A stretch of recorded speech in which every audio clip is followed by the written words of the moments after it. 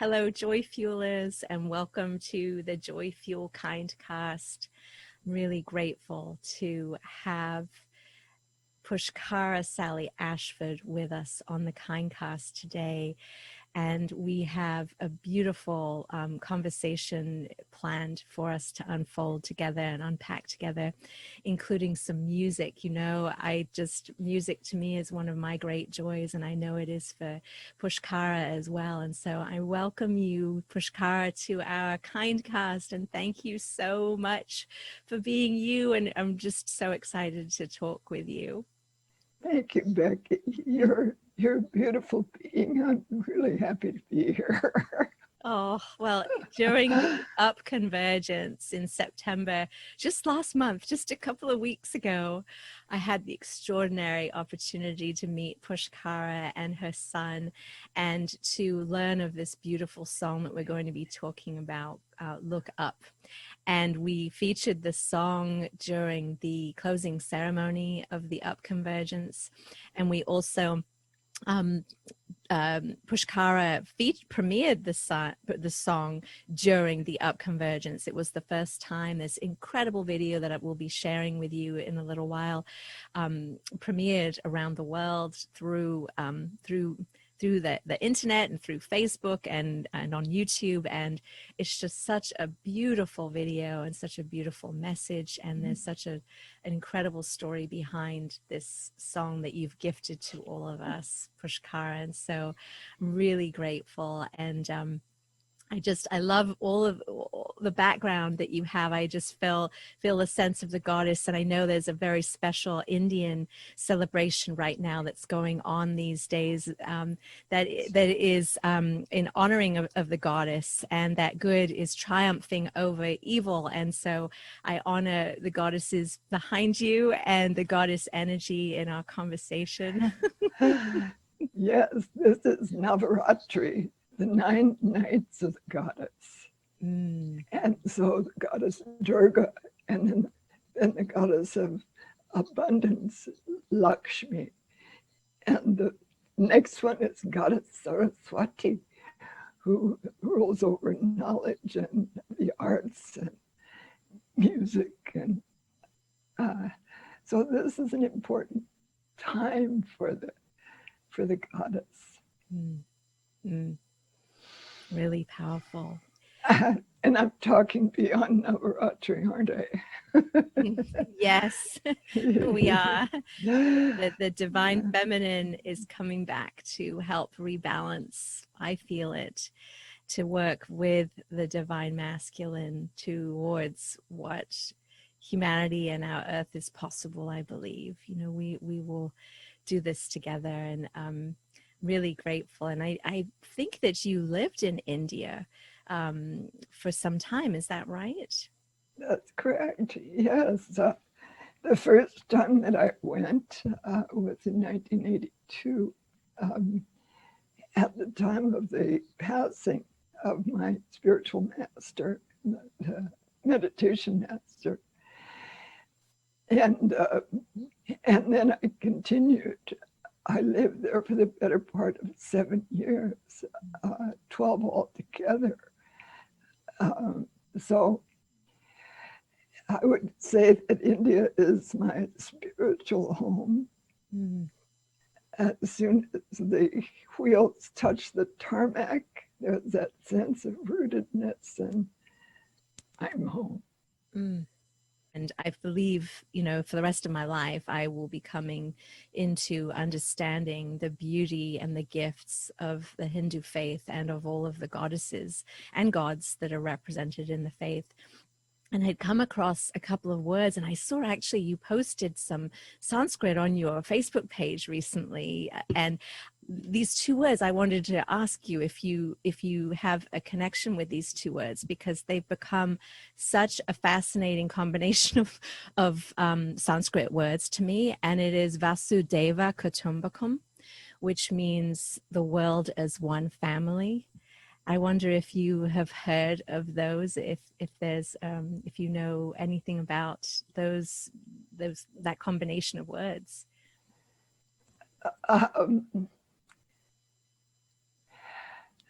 Well, there are many chants that incorporate those words, Vasudeva. Kutumbakum.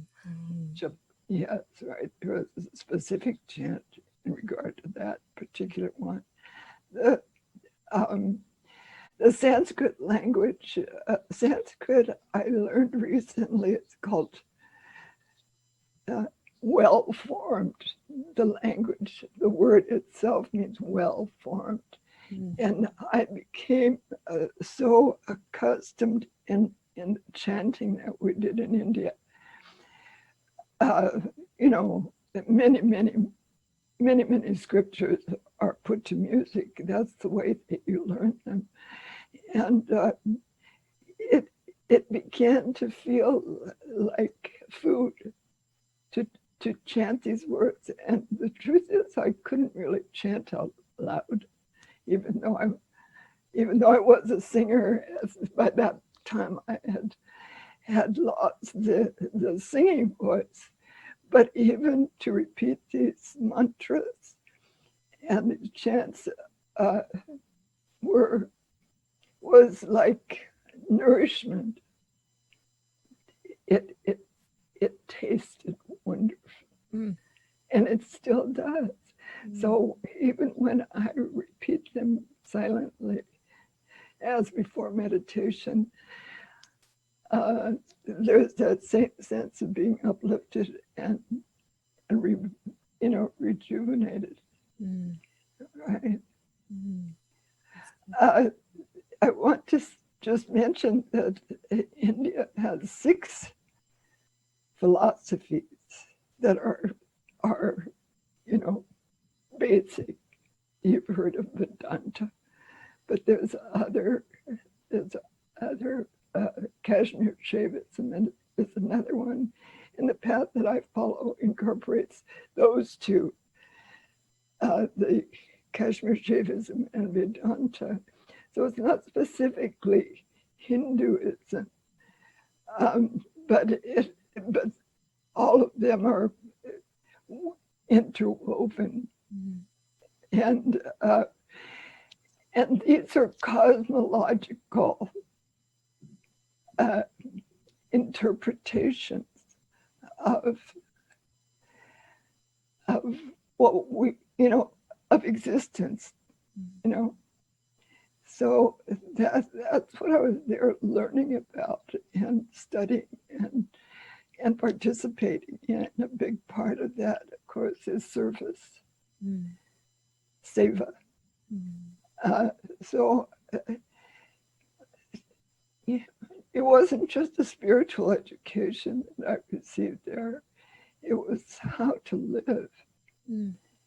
And there were so many gaps in my understanding because I came from a non-religious family that, I had to pretty much start over. I think rejuvenation is a big part of my life experience, and it's a cyclic thing. I've been through so many periods of rejuvenation. I expected, and I believe in it because it's been real for me. It's so beautiful to know that you went there with such intention, and you said that that you weren't able to speak the mantras then, but that they were like food to you to, as you felt them or recited them in your mind. Would you share a little bit about your voice and what happened that led to that? Yes, well, music and singing was a huge part of my life as a child. From a very early age, everyone in my family, I learned to sing harmony from my mother because she sang harmony. My younger sister, and I sang harmony through childhood, and then we joined up with a folk chorus in our teens with another pair of sisters. The folk chorus changed personnel over time. Sometimes it had over 20 people in it, and sometimes it only had 6. But that was a huge part of my life. And then it so happened that when I was in my late teens, a young man, a college student, joined the chorus. And within a year of meeting him, then we married. And the two of us formed a trio and sang through all the years of our marriage, which was 26 years. That was John Ashford. So, you know, it was a constant, absolute constant in our lives. And then in 1979, I would say at the peak of my careers, all using the voice, which was singing professionally or semi-professionally. I was a psychotherapist and a teacher, and of course a mom. And everything demanded the use of my voice, and it suddenly started to go. And there were many factors at that time, but it did coincide with the ending of my marriage. It also coincided with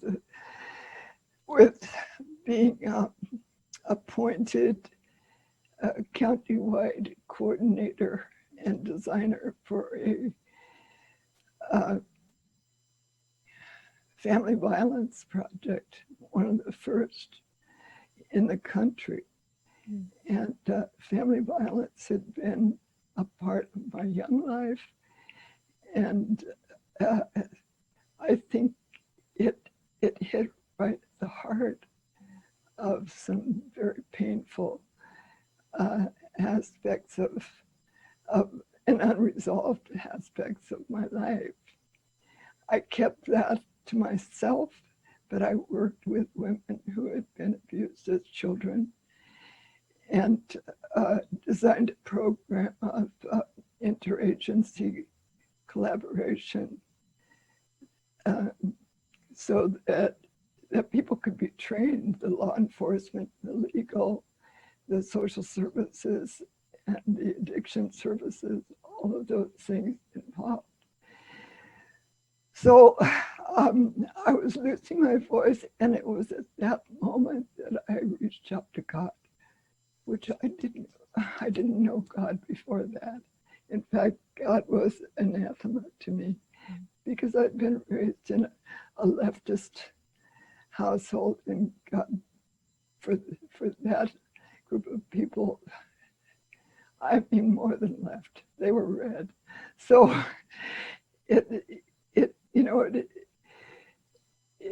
for me, it wasn't long. In fact, as soon as I did, and my mantra at the time was help. That's the best mantra, by the way. I don't minimize the importance of that mantra. Yeah. But for me, it became a trade-off. My soul for the voice. And yeah, you know, it was a fair trade, Becky. Yeah. Now, I have to say, it's an interesting vocal condition. It's called spasmodic dysphonia. Okay, and some of the people that you know in in public life like Robert F. Kennedy Jr. His voice has that same condition. Or Diane Rehm, who was a broadcaster in Washington, D.C. She's never lost her job, but her voice disappeared on her.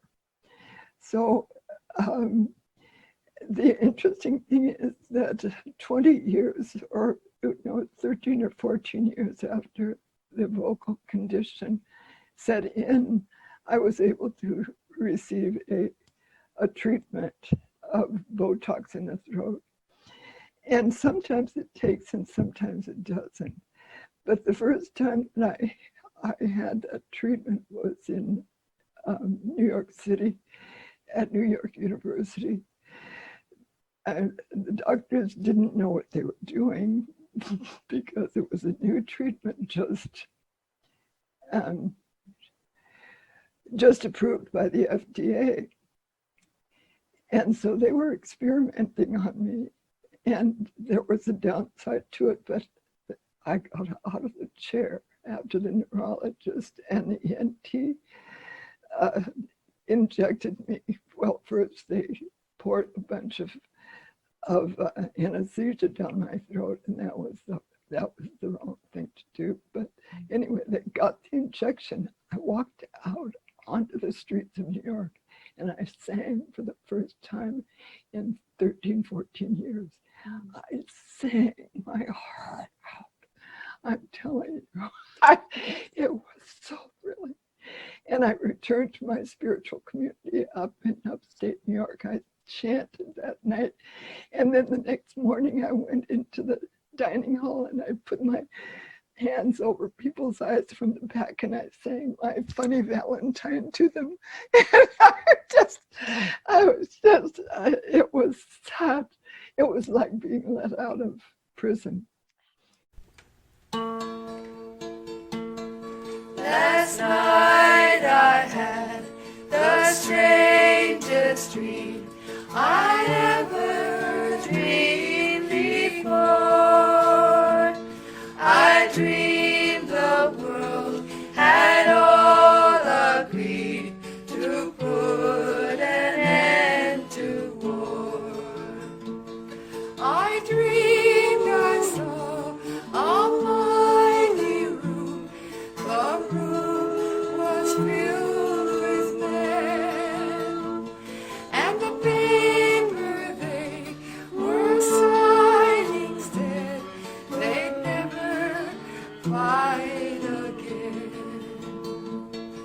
And when the paper was all signed and a million copies made, they all joined hands and bowed their heads, and grateful prayers were prayed.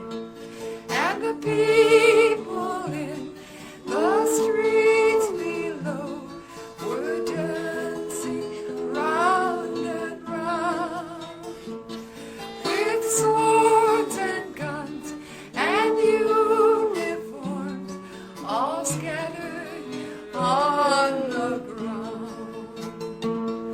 Last night I had the strangest dream I ever dreamed before. I dreamed the world had all agreed to put an end to war. Last night I had the strangest dream I ever dreamed before. I dreamed the world had all agreed to put an end to war.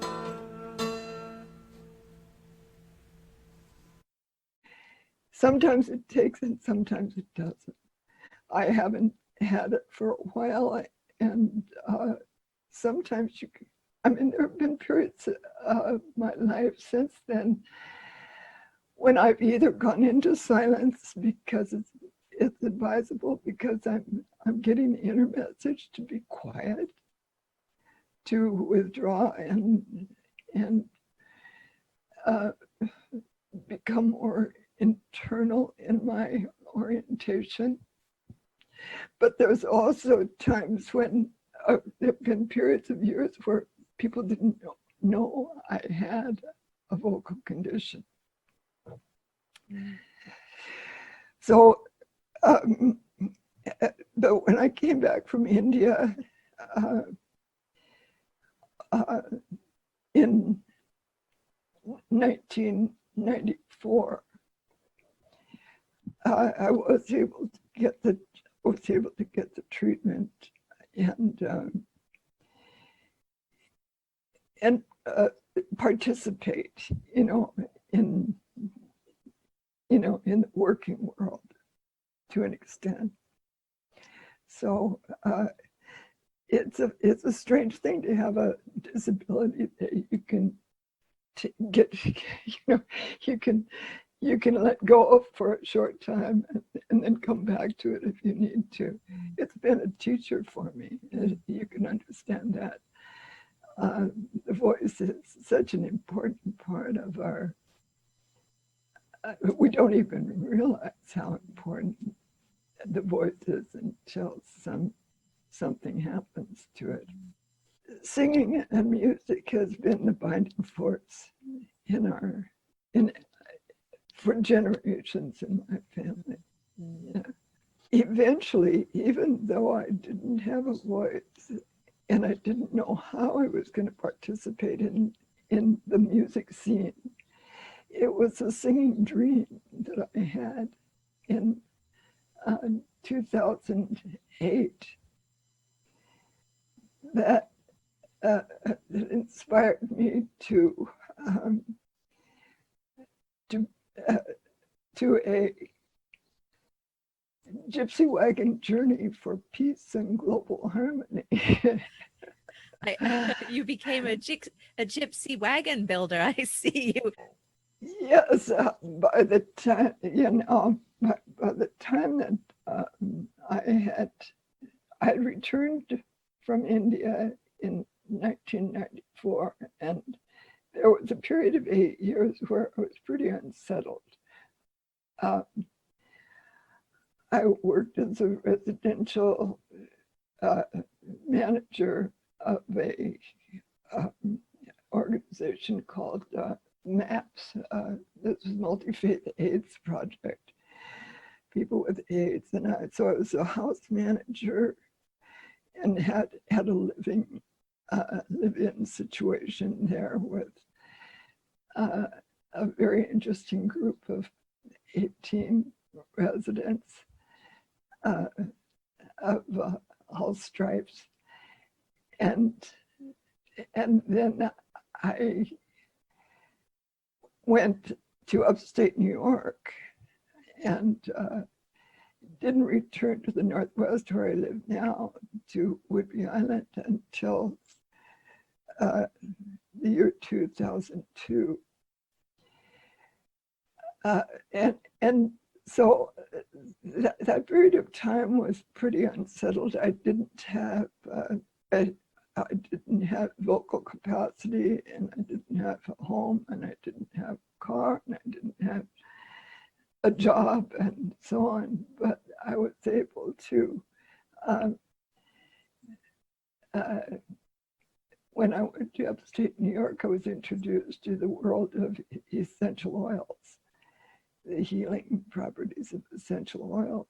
And I began putting essential oils on myself and on the people that I drove to the airport, or whose houses I cleaned, or whose backyards I picked from centuries of garbage, or whose yards I gardened in, and was able to establish myself in a business. And it was at that time that I wrote the song, You Look Up. So I'm taking sort of the long way to describe to you about the SingPeace pilgrimage. But it was during that period of time that I had put a lot of my songs or poems or the substance of my dreams into music. But I wasn't stable enough to be able to have them played or sung. The words to You Look Up came from a friend whose grandmother from the South, from a slave family in the South. I heard her say that her grandmother would say, God knock you on your back so you look up. And those words stuck with me, I mean, for maybe 10 or 12 years before I wrote this song. And I didn't want to write a song about God knocking me on your back. But the fact is that I was kind of flat on my back anyway. You know, that was the truth of it. And so I was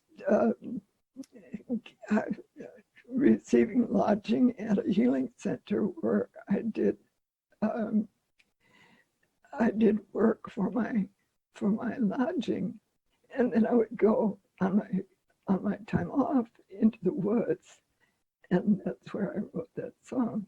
And the song traces the arc of a day, you know, from the dawn until the moonrise. And everything that happened in that song was happening right there in my environment. So I was very much connected to nature, and that's what the song conveys. And then there's an aspect of our inner life that is also addressed in the song. So, and in that way, I was also looking very closely at who I was and how I could more closely align the beauty that I experienced on the outside with the beauty that I knew was within me. It just so happened that in that environment, I began to feel that I was recreating myself in every moment. There was so much joy. There was so much participation, both with nature and with people. And so I was coming out of that sense of isolation that one would feel if they can't, you know, communicate, and finding a place in that world again. Mm. And I keep journals. I got to have some way to get the words out, right? So I had occasion recently to look back at the journals that trace that period of time when I was just introducing the song and sharing it with people, and my voice would come and go, and I had to teach the song by whistling it to my son because I couldn't. And there was a friend who could do the backup, so we got the initial recording, and shortly after that, my son, who lives in New York City, engaged, you know, a very well-known jazz singer to do the backup, and they recorded it again. So we had a record of this song, and David was working toward music engineering, mixing, and music production. So every time that he learned more about his craft, he would come back to that song and rework it. And at a certain point in about 2005 or 8, I can't remember, but I commissioned him to hire musicians, the musicians of his choice, and to record that song. So he got the best of the best together, who understood the folk tradition in which it's written, you know. And that was those were the tracks that he used as he progressed and honed his chops in the music business. Wow. So it's kind of a long history. I mean, 22 years. And it was this year we set a goal of recording and creating a music video that would allow us to participate in the upconvergence, the unity and peace convergence and peace weekend.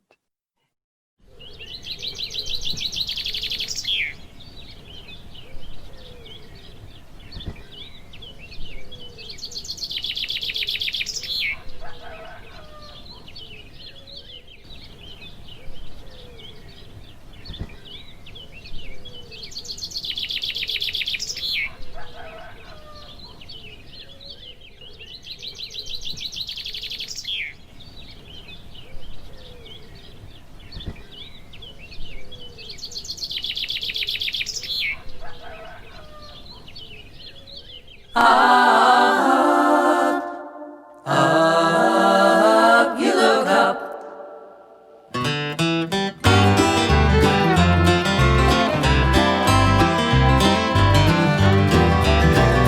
The new dawn breaks, a fire red ball off in the east, a silent call, and you look up,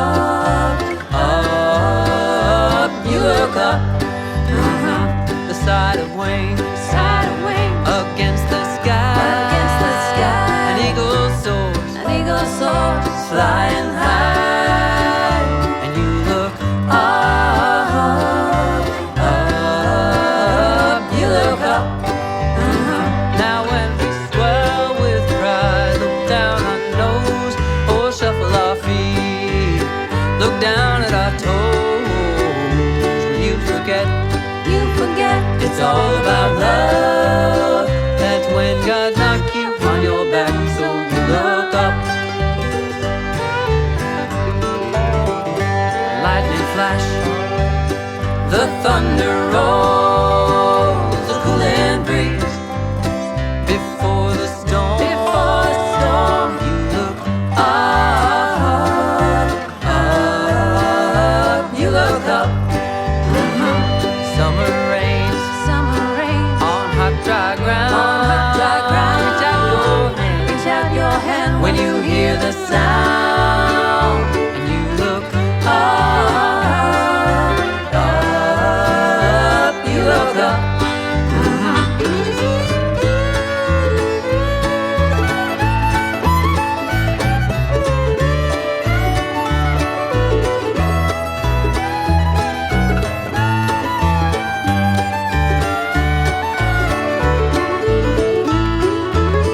But when your heart fills up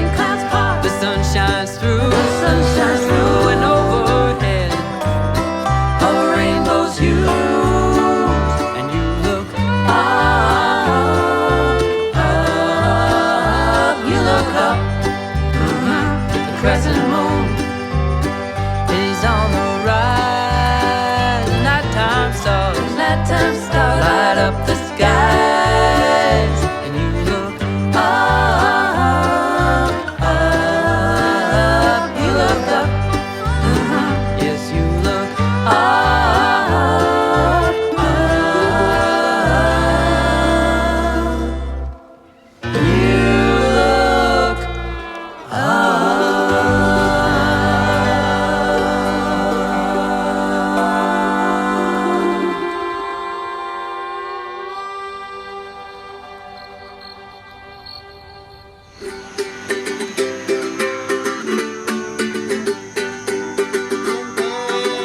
Se está elevando, estrellas de la noche, alumbra los cielos y mira hacia arriba.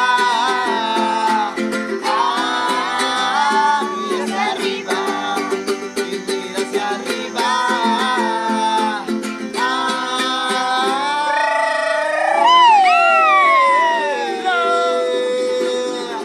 Mira hacia arriba. But when your heart fills up with greed, stuff dangling off you, you don't even need.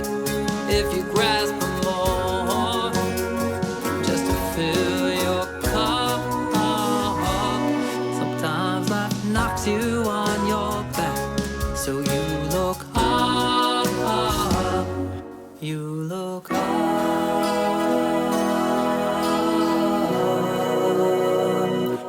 You look up,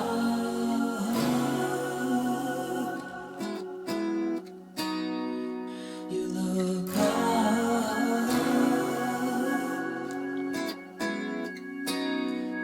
you look up.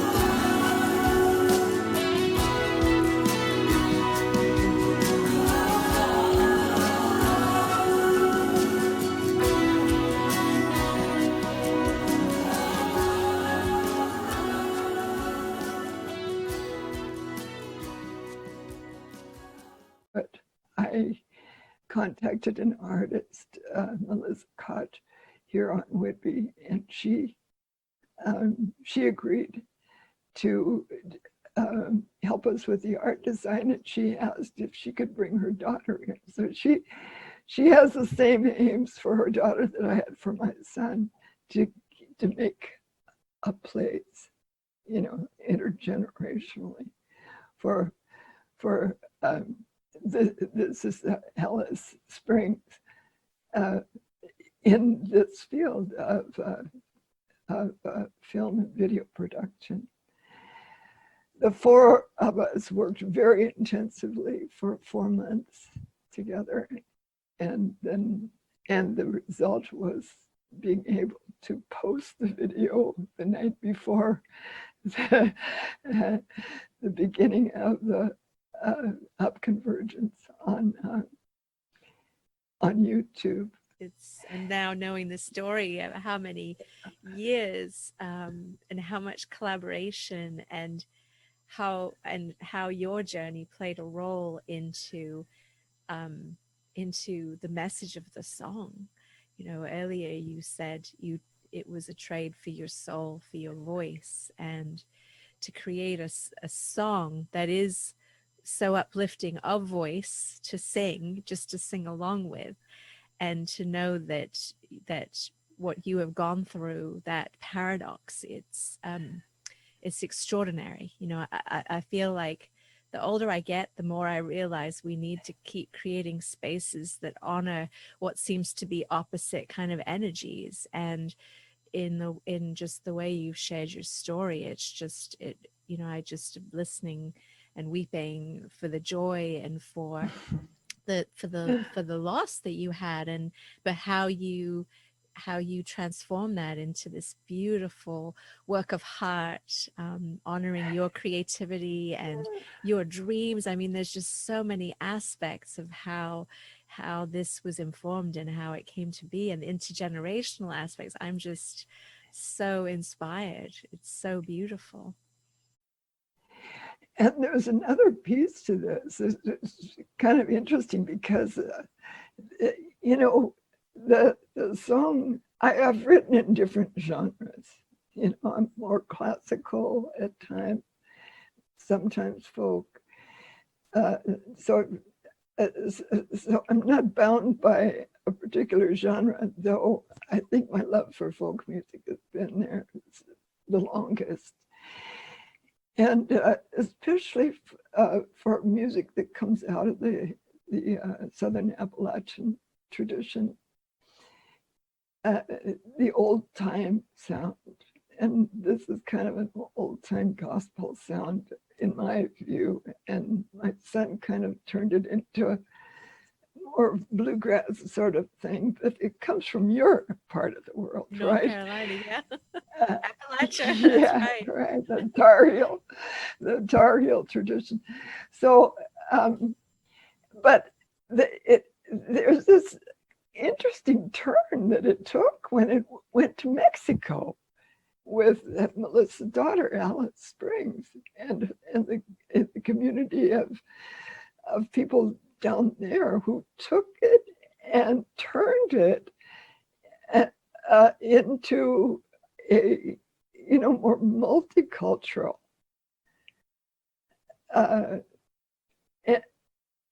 you know, event. It's very interesting. And since then, since we published the song, we've also we've offered a challenge, the hashtag YLU challenge, because the guys in Mexico decided to sing it in Spanish. They, you know, they had their own sort of cultural patina to it, you know. And what we've done now is, besides publish the You Look Up video, is to offer this challenge so that people can sing this song in their own language or in their own culture, you know. So we're hoping to promote, you know, more participation.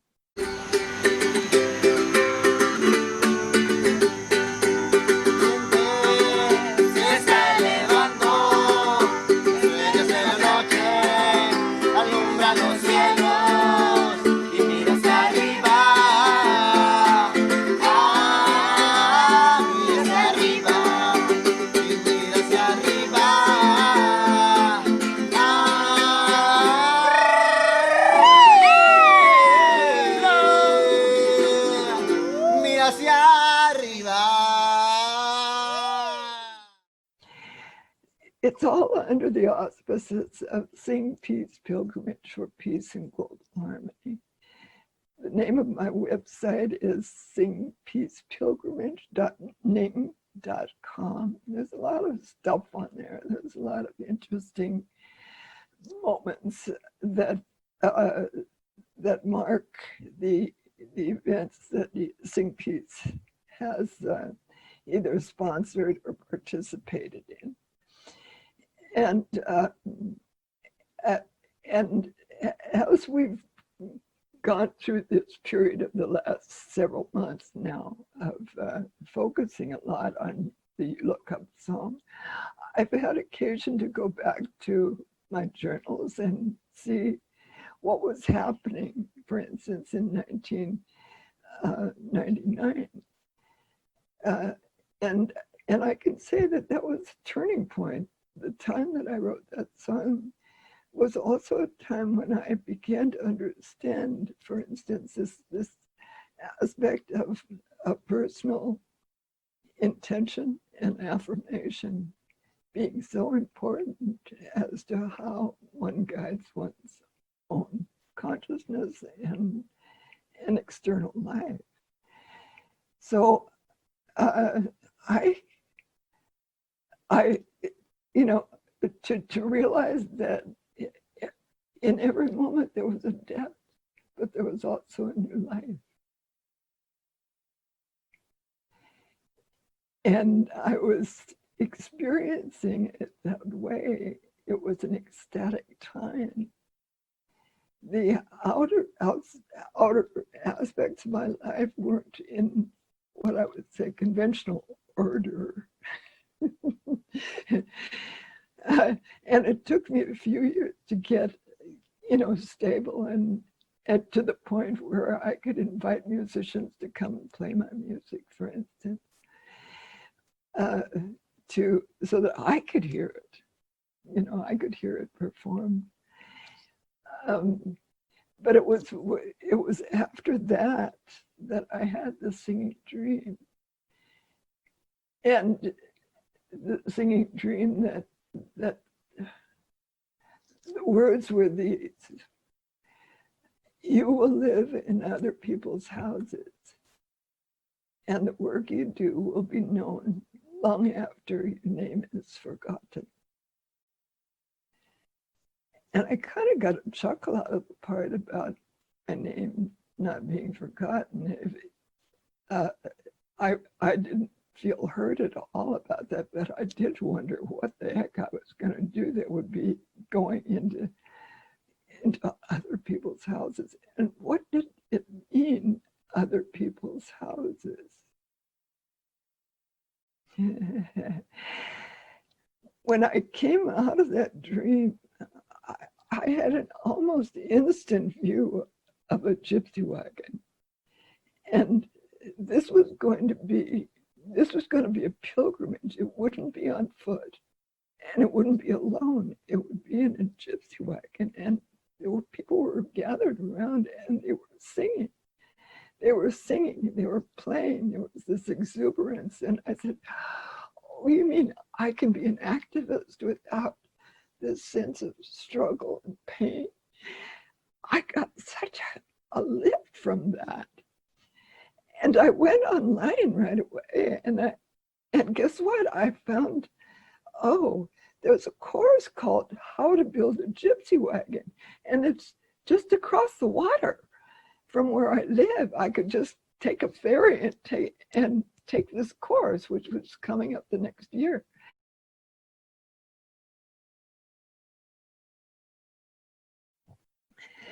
So in advance of actually building it, we were beginning to develop the community that would participate in the activities, which was storytelling and songs and poems and puppetry and exuberant outdoor play. It would be all of those things. And I worked quite closely then with the builder and the carver and the painter and the upholsterer and all of those aspects that went into the construction of it. So from July of 2009 to November, we were working very intensively. And at that point, the builder wanted to show it at the woodworkers event in Port Townsend, Washington. And I said, well, if you're going to show it, if it's going to be on the street, then we're coming. We're coming to sing. And when I invited people from around the region to come, they said, I'm there, I'm coming. Since that time, we have been participating in community events, our Earth and Water Days. And at one point, the community was able, our island community was able to buy for a song $4.2 million, the last contiguous 656 acres of land to preserve in land trust here on the island. You know, there have been lots and lots of events where we've had an opportunity to meet and really help to set the tone for a lot of events. Are there certain songs that are sung, or how does music play into singing peace in with regards to the wagon? So the style of singing we call singing and mingling. So it's a call and response in many songs, or multi-layered parts that are taught one at a time. One, you know, a group of phrases. You'll have to hear it because it's quite wonderful. But it's all participatory singing, and it's something that people can learn instantly, and to make that kind of music with very uplifting and joyful and powerful expression, you know, of the purpose and pleasures of life. Right now in 2020, we have so much struggle, and we have so much healing that is needed, and so many people who are fighting for these changes, which is necessary for us to affect change, to vocalize our concern over the things that are not working. And yet I am convinced that, like Einstein said, you can't solve a problem in the same energy in which it was created. And so I am a huge proponent of creativity activism and joy activism, self-kindness activism, otherly kindness activism, as these potential energies that we can tap into towards the change. And you've embodied that in what you're saying. And I wonder if you could speak a little bit more about that, you have so much wisdom that you can share around that. One of the things that I say often enough is peace is not a pastime. It's something that we have to work for. And that peace begins from inside, and that's where the work needs to start. It's an inside job. So if my external experience is not matching the peace that I desire, then where am I going to look except inside in the mirror? The mirror.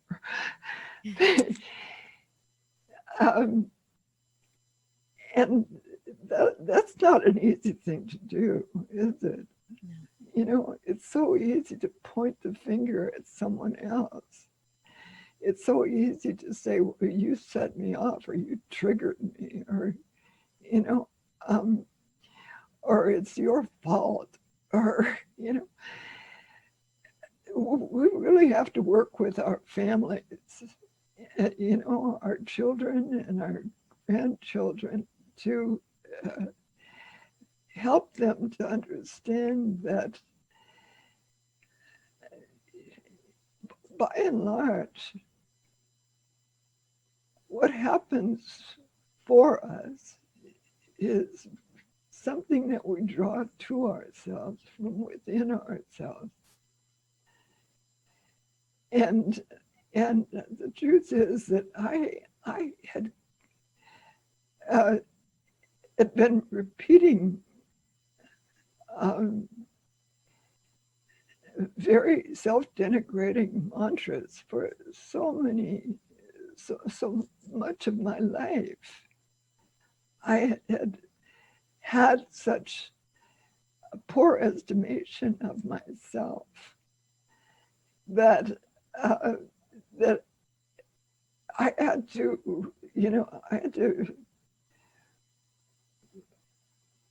look very deeply. There were many things inside my heart that I really didn't want to see. I didn't want to know. And it took a lot of work on my part to come to this place of self-love, self-acceptance. I didn't know what that was. But I found creative ways to work with it. And if there's anything that I can offer in that regard, it is that it is a creative process, and it's a beautiful self-loving process. If we can just give ourselves the time. And what else do we have right now? We have time. We have more time right now than we've ever had to do this work. We're not driving to events. We're not having to get all gussied up and get out of our pajamas and go to the next place. We can spend the time. So getting acquainted with ourselves is where it starts. The sweetness that we find there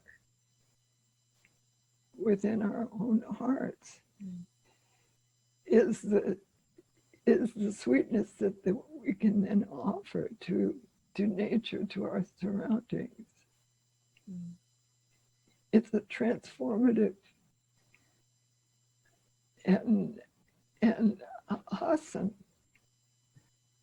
experience, to be that in tune. That's where the song is. That's where the song is. So this old world may never change the way it's been. Song by Fred Neil, wonderful song called The Dolphins, which my son sang at his 60th the other day. I'm not the one to tell the world how to get along. But when we learn to get along with ourselves, really, truly get along with ourselves, undistracted, then we do have the opportunity. Opportunities are forthcoming from the divine, from every moment of our experience, to get along with in this situation or that situation. If that's your intention, it will happen. I'm not denying the divisiveness. I'm not denying the perhaps the necessity for the divisiveness at this time. What I am saying is that if our house, this house, and that's what I learned about the house is here. If this house is divided, we will find ourselves in more divisive situations. And the truth is, Becky, when I've set myself an intention like peace and global harmony, it's not a surprise to me that war breaks out in my neighborhood, because because right away your intention may may draw the opposition right off the bat. And that's exactly what happened, by the way. You know, arguments and divisive events took place among my neighbors as I brought that wagon home. But I was prepared because things like that had happened in the past.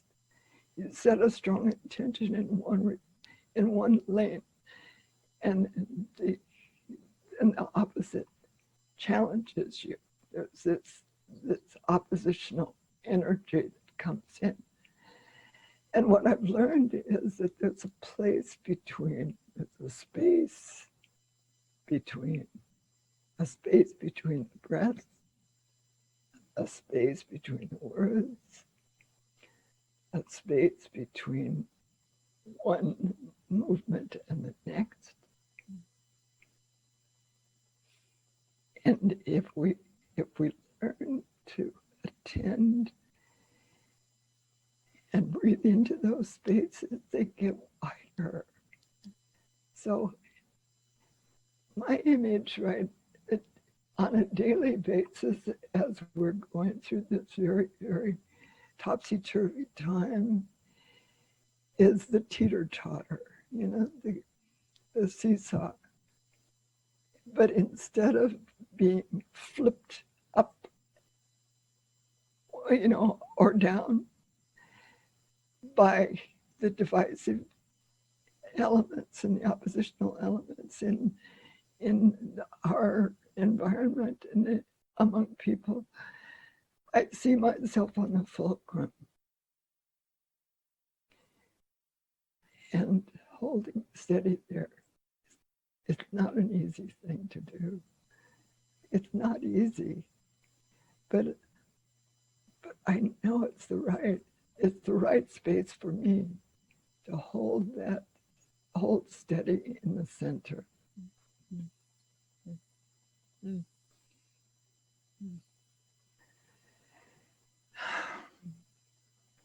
So even if this world may never change the way it's been,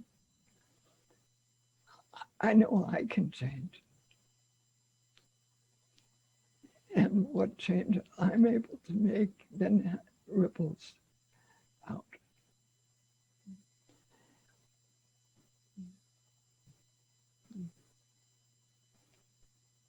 Thank you so much. Hmm.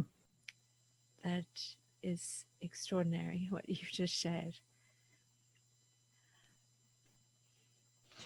Well, it's a little nervous. I feel a little nervous being on the spot here to, you know, I don't, who knows what I know. You do. You know what you know. And I'm grateful that you're sharing it with me and with our Joyfuelers.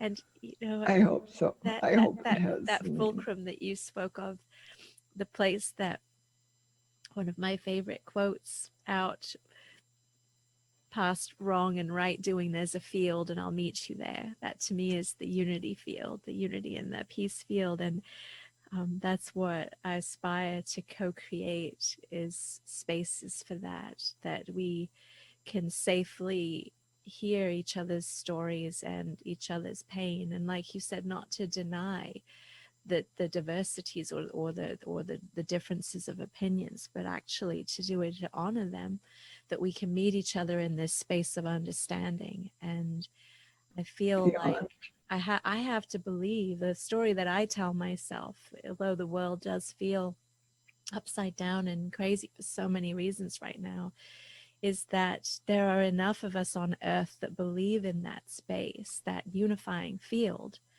that we have seen during the Upconvergence and World Unity Week. And there's so many of us that feel that and that are striving and aspiring to create those spaces, that we have enough of us. Now we're doing exactly what happened when you brought the gypsy wagon home. All of a sudden, we're bringing up in our collective consciousness this possibility to learn and grow and really potentially have that leap of humanity, that we may be the privileged ones right now to be part of and co-creating and midwifing in. And so that's the story that I tell myself every day, and why I aspire to do the things that I do, because it feels like the greatest privilege and honor to be here right now. And it is painful, and it does hurt, and there is joy in this moment as well.